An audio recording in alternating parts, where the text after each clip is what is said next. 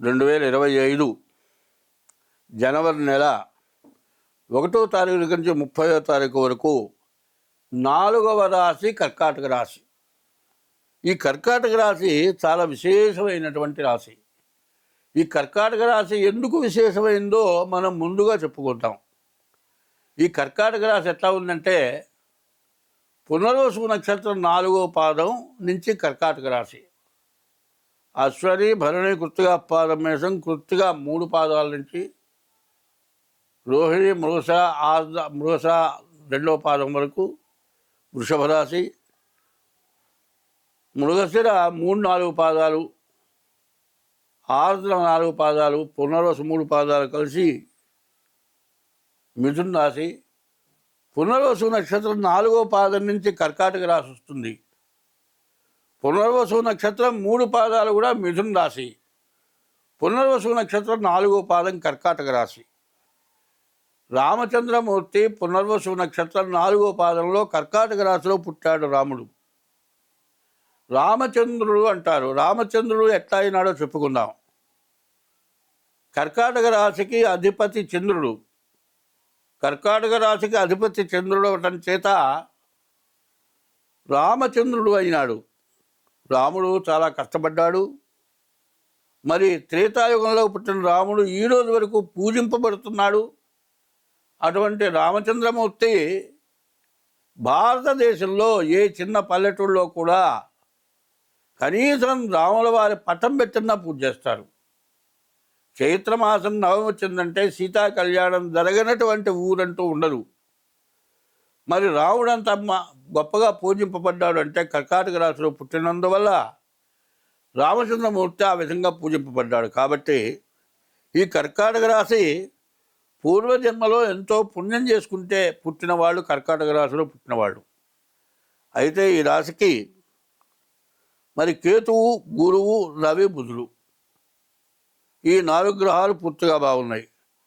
రవి బుధుడు బాగుండడం చేత వ్యాపారం పూర్తిగా బాగుంటుంది. రవి బుధుడు కలిసి ఒక చోట ఉంటే బుధాదిత్య యోగం అంటారు. అది మంచి యోగం. గురువు 11ంట ఉన్నాడు. గురువు 11ంట ఉంటే గురువు విద్యకారకుడు. అటువంటి గురువు వల్ల మంచి జ్ఞానం, విద్య వస్తుంది.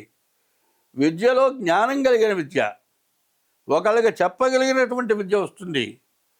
కేతు వల్ల మంచి జ్ఞానం వస్తుంది.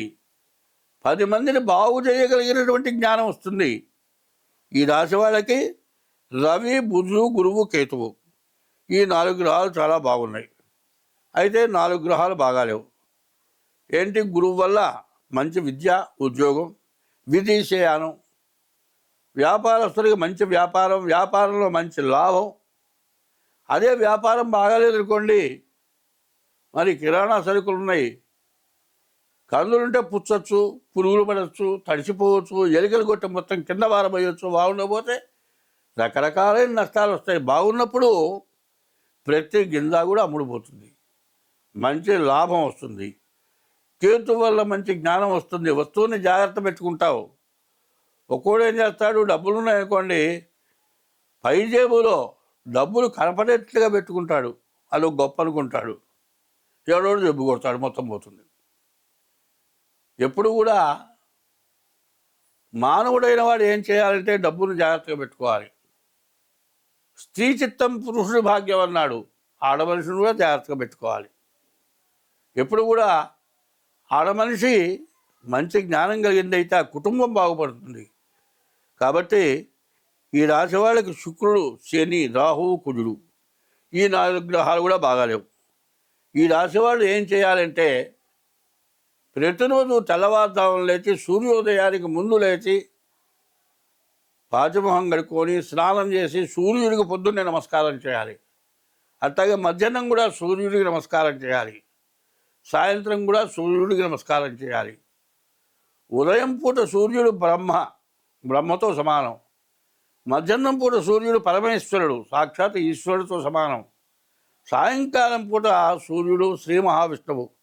కాబట్టి 3 వేళలా సూర్య నమస్కారాలు చేస్తూ శివాలయానికి వెళ్ళి ప్రదక్షిణాలు చేస్తూ మీ జాతకం చూపించుకొని దానికి ఉన్న దోషాలుంటే పోగొట్టుకొని మీరు అన్ని విధాలా బాగుండాలంటే ముందుగా ఎప్పటికప్పుడు మనం ఏం చేయాలి?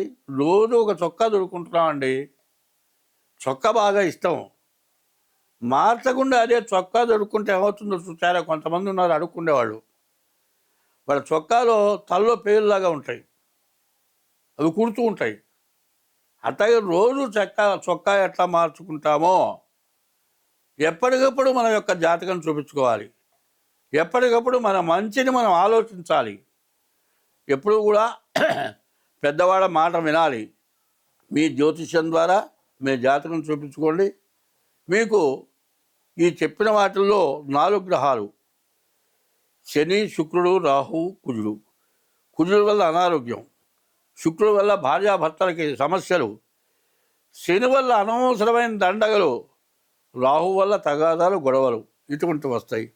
వీటి నుంచి తప్పించుకోవాలంటే ముందుగా మీ జాతకం చూపించుకొని మీ సమస్యలు ఏమిటో ఆలోచించుకొని ఉంటే చాలా బాగుంటుంది. స్వస్తి.